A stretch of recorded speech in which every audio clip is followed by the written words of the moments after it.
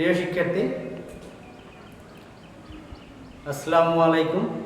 তোমরা সবাই কেমন আছো? আশা করি সবাই ভালোই আছো। আমি আলহামদুলিল্লাহ অনেক ভালো আছি। তো আমি আরিফুর রহমান, সহকারী শিক্ষক, কালীগঞ্জ উচ্চ বিদ্যালয়, কালকিনি মাদারীপুর। আমি বিগত ক্লাসে তোমাদের অষ্টম শ্রেণীর পাঠ্য বই বিজ্ঞানের ষষ্ঠ অধ্যায়ের পরমাণু গঠন সম্পর্কে আলোচনা করেছিলাম। তো সেখানে তোমরা হয়তো কেউ ক্লাস দেখেছো, বা যারা না দেখে থাকো তারা দেখে নিও, কারণ আজকের পরবর্তী যে পাঠটুকু আমি আলোচনা করব সেখানে প্রথম পাঠের বিষয়টাকে অনেকটা গুরুত্বপূর্ণ। আর আজকে পাঠের শেষেও আরেকটা গুরুত্বপূর্ণ বিষয় আছে, যেটা আমি তোমাদের সাথে শেয়ার করব। তো পরমাণুর গঠনের শেষ অংশটুকু, যেটা আমি তোমাদেরকে গত সপ্তাহে বলেছিলাম, গত পাঠে বলেছিলাম, যে সেখানে আইসোটোপের ব্যবহার এবং ধর্ম সম্পর্কে আমি আলোচনা করব আজকের ক্লাসে। তো আইসোটোপের সংজ্ঞাও আমি ইতিমধ্যে তোমাদের সাথে আলোচনা করেছি। আইসোটোপের সংজ্ঞাও বলেছিলাম যে কোনো পরমাণুর প্রোটন বা পারমাণবিক সংখ্যা সমান কিন্তু ভর সংখ্যা ভিন্ন, তাদেরকে ওই মৌলের আইসোটোপ বলে। এখন এই আইসোটোপের ধর্ম ও ব্যবহার সম্পর্কে আমাদের আজকের এই আলোচনা। তো একই মৌলের বিভিন্ন আইসোটোপের প্রোটন এবং ইলেকট্রন সংখ্যা সমান কিন্তু ভর সংখ্যা ভিন্ন। কীরকম? আমি তোমাদেরকে আগেই বলেছি, আগের যে আলোচনা ছিল আগের ক্লাসে, সেখানে আমি বলেছিলাম যে পরমাণুর কেন্দ্রে থাকে নিউক্লিয়াস। নিউক্লিয়াসে তোমার প্রোটনটি ধনাত্মক আধান বিশিষ্ট, ইলেকট্রন ঋণাত্মক আধান বিশিষ্ট, নিউট্রনটি আধান নিরপেক্ষ। তো এই প্রোটন ও ইলেকট্রন সংখ্যা সমান, তাই আইসোটোপের ধর্মে তেমন কোনো পার্থক্য দেখা যায় না। আর আরেকটি কথা আমি জানি যে এখানে যে প্রোটন এবং নিউট্রনটা থাকে, এদের যোগফল বা ভর সংখ্যা হচ্ছে নিউক্লিয়াসের ভর। তো সেক্ষেত্রে এই আমি নিউট্রন সম্পর্কে আলোচনা করেছি যে প্রোটন আর ইলেকট্রন সংখ্যা সমান কিন্তু নিউট্রন সংখ্যা ভিন্ন হতে পারে, যাদের কারণে ভর সংখ্যা ভিন্ন হয়। যেমন হাইড্রোজেন পরমাণুর তিনটি আইসোটোপ আছে। প্রথমটি একটি প্রোটন একটি ইলেকট্রন আছে, দ্বিতীয়টিতেও একটি প্রোটন একটি ইলেকট্রন রয়েছে, তৃতীয়টিতে একটি প্রোটন একটি ইলেকট্রন রয়েছে। এরপর এদের নাম ভিন্ন, কারণ এদের নিউট্রন সংখ্যা ভিন্ন। আমি ইতিমধ্যে বলেছি হাইড্রোজেন পরমাণুর তিনটি আইসোটোপ রয়েছে। কয়টি? তিনটি আইসোটোপ।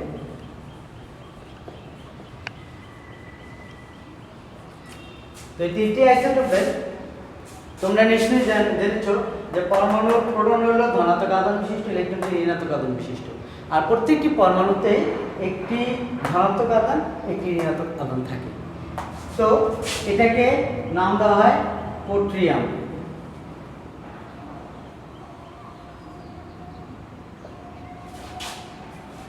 দ্বিতীয়টিতে একটি প্রোটন একটি ইলেকট্রন, এর সাথে একটি নিউট্রন রয়েছে, এটাকে বলা হচ্ছে ডিউটোরিয়াম।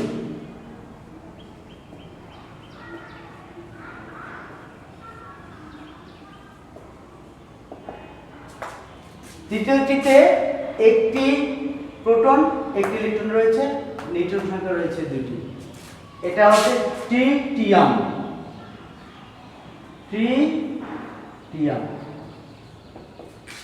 এছাড়াও কার্বনের তিনটি আইসোটোপ রয়েছে। যেমন কার্বনের প্রোটন বা পারমাণবিক সংখ্যা 6,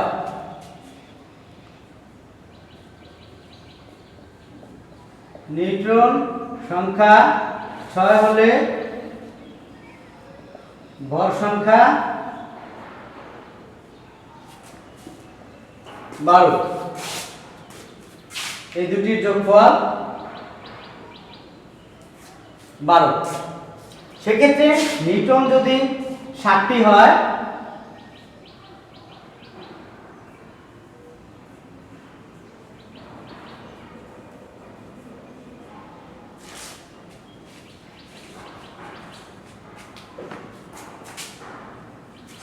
পারমাণবিক সংখ্যা বা প্রোটন সংখ্যা একই। নিউটন 60টি হলে 6 যোগ 7 সমান 13, এটা ভর সংখ্যা। একইভাবে 8টা হলে 6 আর 8 14টি হবে। তো কার্বনেরও 3টি আইসোটোপ রয়েছে। তো আমরা আইসোটোপের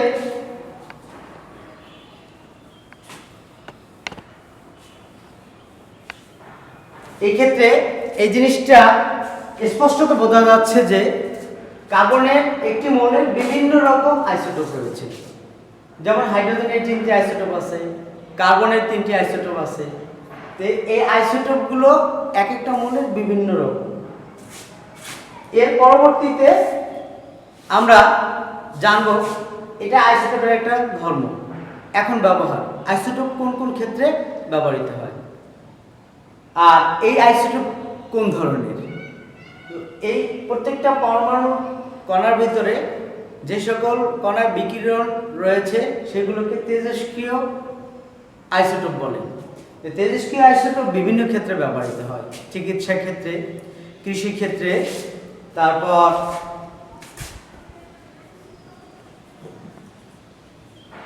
চিকিৎসা ক্ষেত্রে,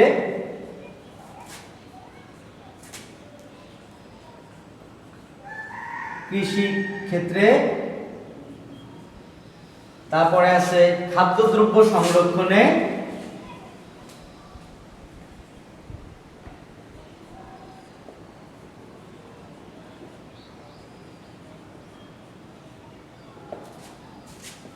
এবং ভূতাত্ত্বিক,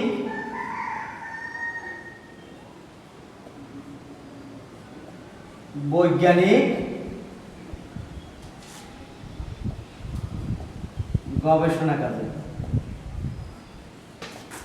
এখন বলতে পারো চিকিৎসা ক্ষেত্রে কি রকম আইসোটোপটা ব্যবহৃত হয়। এই তেজস্ক্রিয় আইসোটোপটা চিকিৎসা ক্ষেত্রে কোনো রোগীর ক্যান্সার হয়েছে কিনা, এই ক্যান্সারের কারণে তার কোন কোষটি ধ্বংস হয়ে গেছে সেটি নির্ণয়ের জন্য এই তেজস্ক্রিয় আইসোটোপের ব্যবহার করা হয়। এবং কোনো রক্তনালী, রক্তকণিকা নষ্ট হয়ে গেছে কিনা রক্তের মাধ্যমে আইসোটোপকে প্রেরণ করে সেটা নির্ণয় করা যায়। এরপরে কৃষি ক্ষেত্রে পতঙ্গ নিধনে, যেমন আমাদের কৃষিকাজের ক্ষেত্রে দেখা যায় যারা সরাসরি এর সাথে সম্পৃক্ত কৃষকরা যারা কাজ করে তারাই জানে যে ফসলে কোন সময় কোন ধরনের পোকা লাগে, কি কি ব্যবহার করতে হয়। তো এই কৃষি ক্ষেত্রেও ওই আইসোটোপ ব্যবহার করে পতঙ্গ নিধন করা হয়। কখন কোন সময় কি পরিমাণ সার প্রয়োগ করা হবে তা আইসোটোপের মাধ্যমে জানা যায়।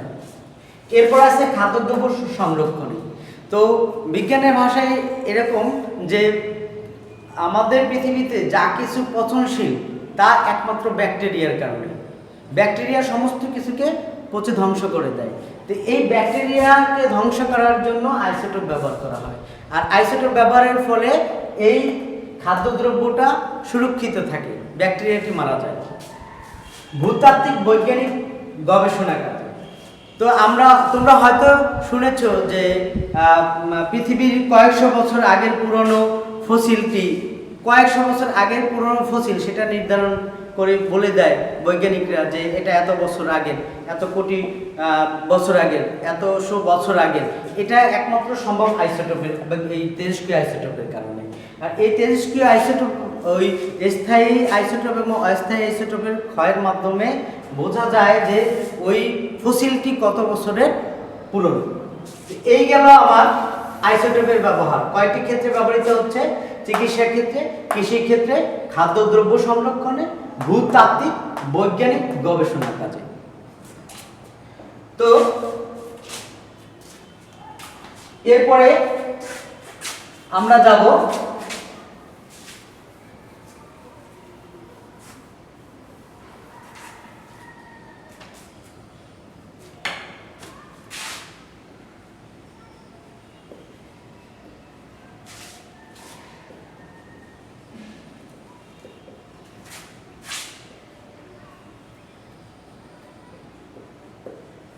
তোমরা ইতিমধ্যে জেনেছো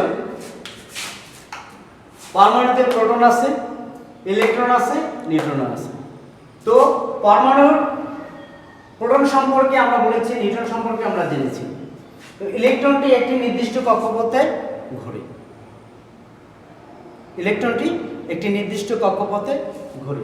সেই ক্ষেত্রে প্রত্যেকটি পরমাণুর ভিন্ন ভিন্ন ইলেকট্রন বিন্যাস রয়েছে, বিন্যস্ততা রয়েছে। তো এই ইলেকট্রনকে আমরা কিভাবে বিন্যাস করব সেটা নিয়ে এখন আমার আলোচনা। তো যেমন আমরা জানি হাইড্রোজেনের পারমাণবিক সংখ্যা 1,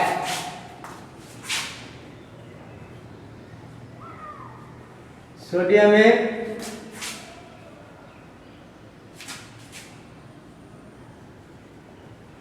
পারমাণবিক সংখ্যা 11। এখন এরকম প্রত্যেকটি মৌলেরই তার ধর্ম বৈশিষ্ট্যের কারণে তার পারমাণবিক সংখ্যা নির্দিষ্ট। তো এই যে হাইড্রোজেনের পারমাণবিক সংখ্যা 1, সোডিয়ামের পারমাণবিক সংখ্যা 11, এই ইলেকট্রনগুলোকে আমি কিভাবে বিন্যস্ত করব? আমি বলেছি যে পরমাণুর কেন্দ্রে আছে নিউক্লিয়াস, নিউক্লিয়াসের চারদিকে ইলেকট্রনটি নির্দিষ্ট কক্ষপথে ঘোরে। তো একটি কক্ষপথে কি ইলেকট্রনগুলো ঘোরে, না তাদের ভিন্ন ভিন্ন কোনো পথ আছে?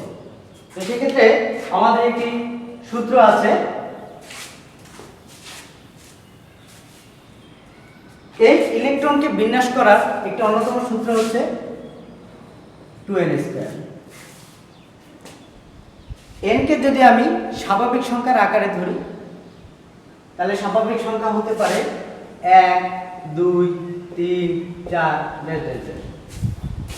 তো এই 1 কে যদি আমি প্রথম কক্ষপথ হিসেবে ধরি তাহলে সূত্রটি থেকে কি দেখা যায়?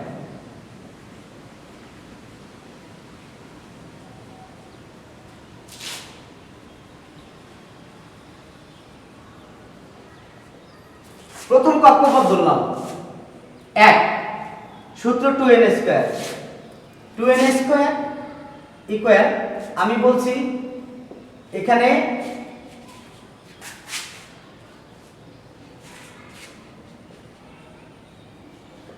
স্বাভাবিক সংখ্যা হিসেবে।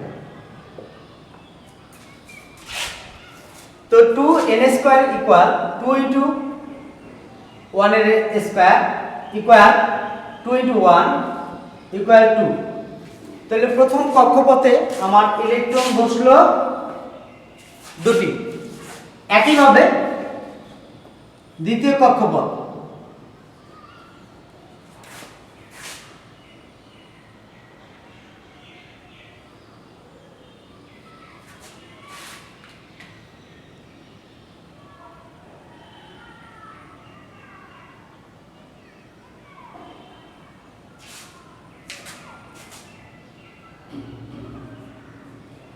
দুই ইন্টু 2 স্কয়ার 2 ইন্টু 4 সমান 8। এটা গেল দ্বিতীয় কক্ষপথে ইলেকট্রন। তৃতীয় কক্ষপথ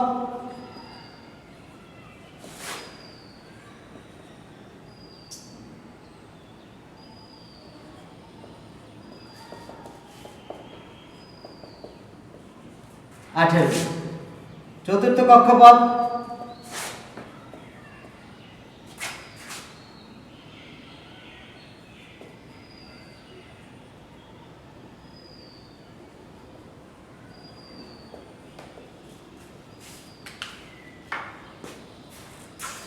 তো এই ইলেকট্রন বিন্যাসে 2n² শর্তে আমরা যদি স্বাভাবিক n হিসেবে স্বাভাবিক সংখ্যাকে ধরি, অর্থাৎ প্রথম কক্ষপথ, দ্বিতীয় কক্ষপথ, তৃতীয় কক্ষপথ, চতুর্থ কক্ষপথ, সেক্ষেত্রে আমার প্রত্যেকটি কক্ষপথে কয়টি করে ইলেকট্রন বসতে পারে। তো সেই অনুযায়ী প্রথম কক্ষপথ যদি আমি হিসাব করি 2n² আছে, 2n² 2 গুণ 1 এর স্কয়ার সমান 2। প্রথম কক্ষপথে 2টি ইলেকট্রন।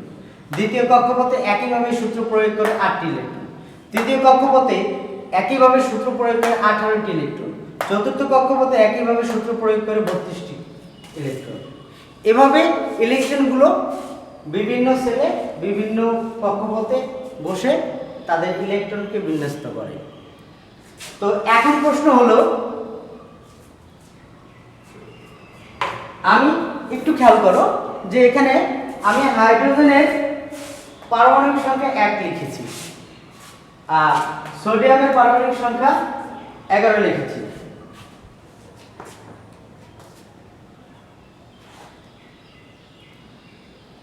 তাহলে এক্ষেত্রে তুমি প্রশ্ন করতে পারো, আমার প্রথম কক্ষপথে 2টি, দ্বিতীয় কক্ষপথে 8টি, তৃতীয় কক্ষপথে 18, চতুর্থ কক্ষপথে 32, তো হাইড্রোজেনের আছে 1টি, সে কিভাবে ইলেকট্রন বিন্যাস করবে? এখন এক্ষেত্রে আরেকটি ইম্পর্টেন্ট বিষয়, গুরুত্বপূর্ণ বিষয় হলো, এই সকল মৌল প্রত্যেকটা মৌলই চায় স্থিতিশীল হতে। এই স্থিতিশীলতা এরকম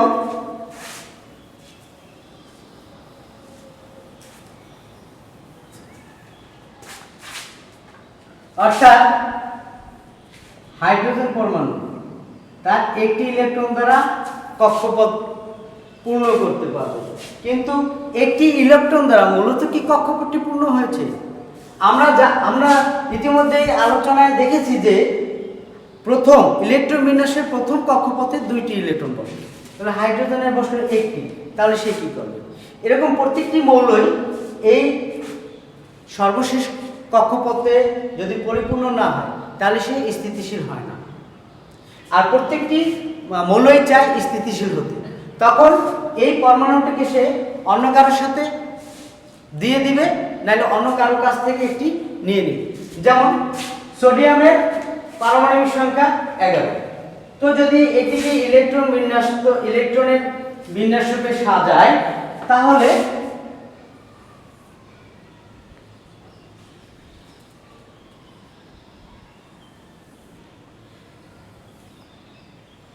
প্রথম কক্ষপথে 2টি, দ্বিতীয় কক্ষপথে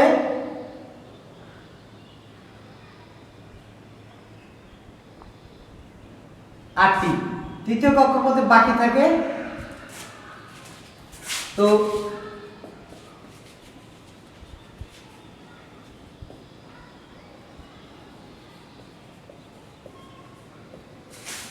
প্রথম কক্ষপথে 2টি, দ্বিতীয় কক্ষপথে 8টি, তৃতীয় কক্ষপথে 1টি।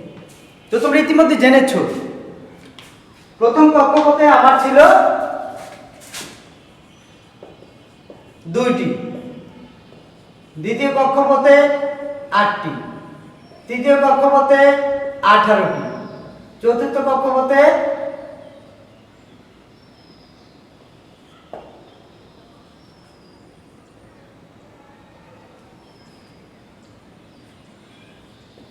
32টি। তো তার প্রথম কক্ষপথ পূর্ণ হয়েছে, দ্বিতীয় কক্ষপথ পূর্ণ হয়েছে, কিন্তু তৃতীয় কক্ষপথ তার আছে 1টি। এখন এই 1টি ইলেকট্রন তৃতীয় কক্ষপথ পূর্ণ হয়নি, তার মানে সে স্থিতিশীল নয়, আর সে চায় স্থিতিশীল হতে, তাহলে সে এই ইলেকট্রনটি কাউকে দান করে দেবে। কারণ তৃতীয় কক্ষপথে সে দ্বিতীয় কক্ষপথে সমান পরিপূর্ণ হতেও অন্ততপক্ষে 8টি ইলেকট্রনের প্রয়োজন, 8টি হলে সে পূর্ণ হবে, তার আছে 1টি, সেক্ষেত্রেও তার 7টি ইলেকট্রন নিতে হবে। কারো কাছ থেকে সে 7টি ইলেকট্রন গ্রহণ করতে পারবে না, সে এটা বর্জন করবে। এভাবে প্রতিটি মৌল স্থিতিশীল হবার জন্য নিষ্ক্রিয় বা সক্রিয় বা আধানযুক্ত হয়। এই আধানকেই আয়ন বলা হয়। আধানযুক্ত আয়ন 2 ধরনের।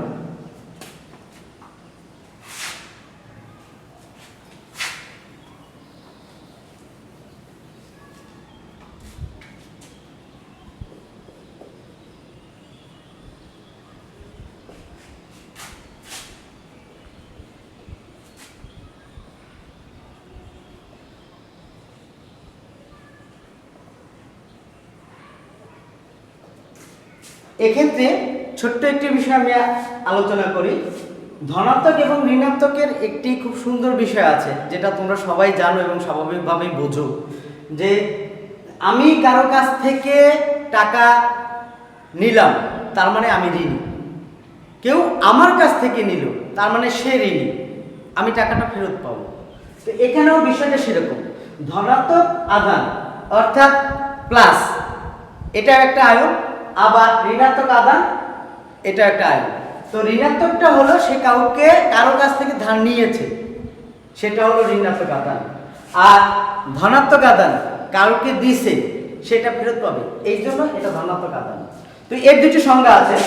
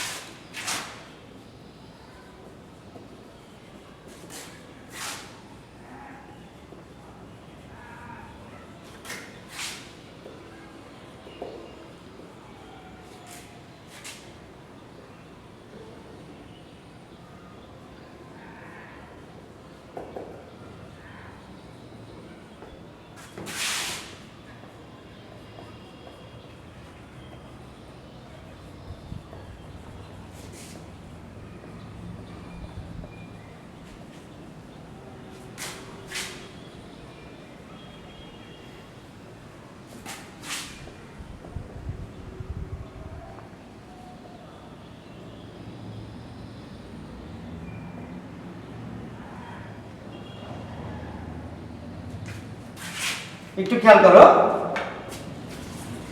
ধনাত্মক আধানযুক্ত আয়নকে ক্যাটায়ন বলে, আর ঋণাত্মক আধানযুক্ত আয়নকে অ্যানায়ন বলে। এই সংজ্ঞা দুটি একটি ইম্পর্টেন্ট সংজ্ঞা, প্রশ্নের অ্যান্সার করতে গেলে এই ধরনের প্রশ্নও থাকে সংবলিত। ধনাত্মক আধানযুক্ত আয়নকে ক্যাটায়ন আর ঋণাত্মক আধানযুক্ত আয়নকে অ্যানায়ন বলে। তো আমি এখানে আরেকটু আলোচনা করে তোমাদেরকে এটা বুঝাই দিতে চাই যে কিভাবে একটি ইলেকট্রন ধনাত্মক, একটি ইলেকট্রন ঋণাত্মক আধানে আহিত হয়।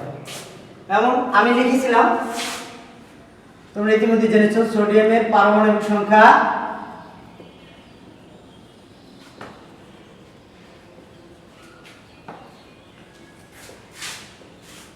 11, ফ্লোরিনের পারমাণবিক সংখ্যা 9। তো এদের ইলেকট্রন বিন্যাস থেকে দেখা গেছে সোডিয়ামের ইলেকট্রন বিন্যাস প্রথম কক্ষপথে 2টি, দ্বিতীয় কক্ষপথে 8টি, তৃতীয় কক্ষপথে 1টি। ফ্লোরিনের ইলেকট্রন বিন্যাস প্রথম কক্ষপথে 2টি, দ্বিতীয় কক্ষপথে 7টি। এখন মূলত সোডিয়ামের পারমাণবিক সংখ্যা আমরা জানি 11 এবং ফ্লোরিনের পারমাণবিক সংখ্যা 9। তো সোডিয়ামের ইলেকট্রন বিন্যাস হবে, আমরা জানি ইতিমধ্যে আমরা আলোচনা করেছি যে প্রথম কক্ষপথে 2টি, দ্বিতীয় কক্ষপথে 8টি, তৃতীয় কক্ষপথে তারপরে বাকি থাকে 1টি। আর ফ্লোরিনের ইলেকট্রন বিন্যাস 2টি এবং প্রথম কক্ষপথে 2টি, দ্বিতীয় কক্ষপথে 7টি। অর্থাৎ এখানেও সে স্থিতিশীল নয়, এখানেও সে স্থিতিশীল নয়। তখন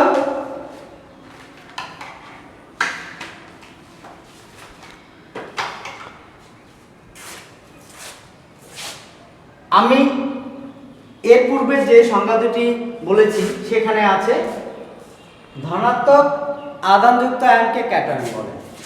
তো সোডিয়ামের ইলেকট্রন বিন্যাসে দেখা গেছে কি ইলেকট্রন সর্বশেষ কক্ষপথে তার কয়টি ইলেকট্রন রয়েছে? 1টি। তো এই কক্ষপথে তার পূর্ণ হতে হলে আরো 7টি ইলেকট্রন প্রয়োজন। সেক্ষেত্রে সে 7টি কারো কাছ থেকে নিতে পারবে না, তখন সে ইলেকট্রন কি ত্যাগ করবে? কাউকে দান করবে, একটা ইলেকট্রন দান করে দিল, তখন সে ধনাত্মক আধানে আহিত হলো, যার অর্থ হলো ক্যাটায়ন। এক্ষেত্রে ফ্লোরিন একটা ইলেকট্রন ত্যাগ করবে, গ্রহণ করবে, ত্যাগ করবে না, সরি ভুল বলেছি। প্রথম কক্ষপথে 2টি আছে, দ্বিতীয় কক্ষপথে 7টি। তাহলে দ্বিতীয় কক্ষপথটি পূর্ণ করতে হলে তাকে অবশ্যই একটি ইলেকট্রন গ্রহণ করতে হবে। তো সোডিয়াম একটি ইলেকট্রন গ্রহণ করবে, ইলেকট্রন যেহেতু ঋণাত্মক আধানযুক্ত, তখন সে ফ্লোরিন মাইনাসে পরিণত হবে। এটা এভাবে এই মৌলগুলো, অর্থাৎ এখানে আরেকটি বিষয় আমি আলোচনা করব, একটু তোমাদের বলে নেই যে এখানে সোডিয়ামটি একটি ইলেকট্রন দান করার ফলে সে ধনাত্মক আধানে আহিত হয়েছে, অর্থাৎ ক্যাটায়নে পরিণত হয়েছে। আবার ফ্লোরিন একটি ইলেকট্রন গ্রহণ করে ফ্লোরিন ঋণাত্মক আধানে আহিত হয়েছে, অর্থাৎ অ্যানায়নে পরিণত হয়েছে। এটা আমরা স্পষ্ট এখানে বুঝতে পারতেছি কিনা। আমি আগে তোমাদের সাথে ইতিমধ্যে আলোচনা করেছি যে আমাদের দ্বিতীয় বা তৃতীয় কক্ষপথে যে ইলেকট্রনের ঘাটতি থাকে, সেখানে আমি যদি ইলেকট্রন দান করি আমি ধনাত্মক আধানে আহিত হব, আমি যদি ইলেকট্রন গ্রহণ করি তাহলে ঋণাত্মক আধানে আহিত হব, অর্থাৎ ক্যাটায়ন এবং অ্যানায়নে পরিণত হবে। এটা তার একটি চিত্র। তো এভাবে বিশেষ করে মৌলগুলো একটি ইলেকট্রন দান এবং বর্জন করে একটি বন্ধনে আবদ্ধ হয়। তখন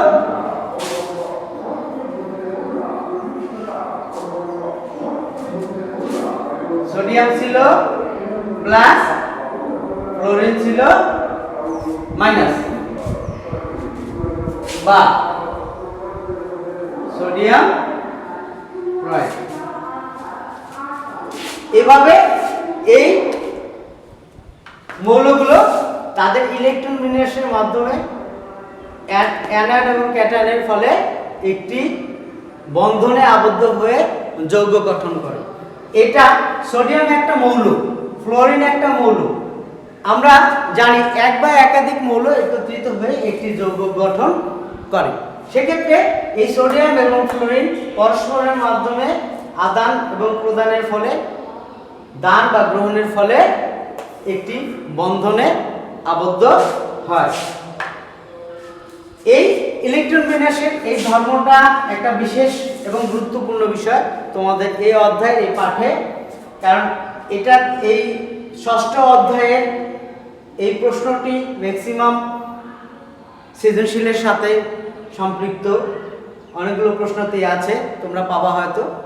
আর এই বিষয়টা যদি তুমি বুঝতে পারো, এরকম অন্য যে কোনো মৌল দ্বারা তুমি যৌগ গঠন করতে পারবা। তাদের এই বন্ধনে আবদ্ধ হওয়ার সিস্টেম, অ্যানায়ন কিভাবে হচ্ছে, ক্যাটায়ন কিভাবে হচ্ছে, এটা করতে পারবা। আর এছাড়া আমি এর পূর্বে যে বিষয়টা তোমাদের আলোচনা করেছিলাম সেটা হচ্ছে ইলেকট্রন বিন্যাস। অর্থাৎ এভাবে আমি যে সূত্র ব্যবহার করেছি 2n², এই সূত্র দিয়ে মোটামুটি সবগুলো মৌলের ইলেকট্রন বিন্যাস করা সম্ভব। তোমাদের পাঠ্য বইয়ে 1 থেকে 18 পর্যন্ত মৌল রয়েছে। তোমরা একটা ছকে দেখতে পাবা প্রত্যেকটি মৌলের নাম বাম পাশে লেখা আছে, তাদের সংকেত লেখা আছে 2-1টা, এবং তাদের ইলেকট্রন বিন্যাসের ঘরগুলো ফাঁকা ঘর দেওয়া আছে। তো আমি আশা করি এই যে সূত্র, এই সূত্রের মাধ্যমে এই ইলেকট্রনগুলোকে বিন্যস্ত করার যে পদ্ধতি আমি তোমাদের দেখালাম সেটা তোমরা ইজিলি করতে পারবা। আর বইয়ের যে গ্যাপটা আছে এটা তোমরা নিজেরাই ইচ্ছা করলে পূরণ করে নিতে পারো, কারণ সহজ একটা হিসাব। তোমার প্রথম কক্ষপথে কয়টি মৌল বসবে, দ্বিতীয় কক্ষপথে কয়টি মৌল বসবে, তৃতীয় কক্ষপথে কয়টি বসতেছে, এভাবে তোমরা ইলেকট্রন বিন্যাসগুলো করে নিতে পারবে। আজকে যে বিষয়গুলো ক্লাস এখানে আমি আলোচনা করলাম তোমাদের সামনে, এই বিষয়গুলো তোমরা একটু দেখার চেষ্টা করবে। আর বইতে যে আমি বলে দিয়েছি তোমাদের, বইতে যে ইলেকট্রন বিন্যাসের ছকটি আছে সব ছকটি পূরণ করে নেবে, এবং মৌলগুলোর সংকেত তোমরা যথাসম্ভব যতটুকু পারো লিখে নেবে। কোনো প্রয়োজন হলে আমাকে ফোন করতে পারো। হয়তো কোনো জায়গায় যদি তোমার বুঝতে সমস্যা হয় তাহলে তুমি আমার সাথে যোগাযোগ করতে পারবে। তো যাই হোক, এই ছিল আজকের ক্লাসের সর্বোপরি বিষয়। আর এই বিষয়টা একটা ইম্পর্টেন্ট, এটাও তোমরা খেয়াল রাখবে, গুরুত্বপূর্ণ একটা বিষয়। তো আজকে যা করলাম এটা একটু ভালোভাবে তোমরা দেখে বাসায় বসে প্র্যাকটিস করার চেষ্টা করবে, বেশি বেশি পড়াশোনা করবে। এই বলেই আমি আজকে আমার ক্লাস শেষ করছি। ধন্যবাদ সকলকে। সকলেই সামাজিক দূরত্ব বজায় রাখবে, সুস্থ থাকবে, ভালোভাবে পড়াশোনা করবে। ধন্যবাদ সবাইকে।